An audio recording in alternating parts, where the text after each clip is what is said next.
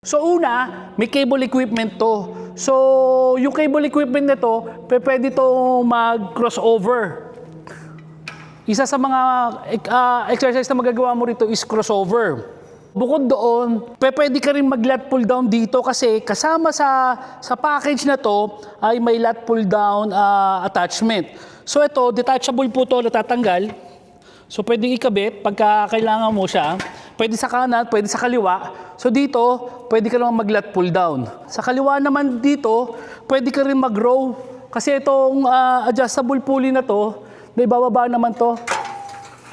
So pwede mo to ibaba hanggang dito para makapag-rowing ka. So detachable din to. Ang kagandahan kasi nito, yung kalimitan sa mga important na equipment, walang ganito kasama. Kasama naman na dito sa mabibili nyo, yung lat pull down bar, rowing bar, tricep extension bar, at iba pa. So lahat ng cable exercises magagawa mo dito. So ito, pwede mo rin gamitin pang squat rack or rack. So pwede kang mag-squat, pwede kang mag-bench press gamit yung adjustable utility bench. So pwede kang mag-flat, decline, inclined, at saka shoulder press gamit yung adjustable utility bench. Ito tinatawag din namin na na mini gym. Kasi halos lahat ng workout na magagawa mo sa isang regular gym, kaya mo nang gawin dito.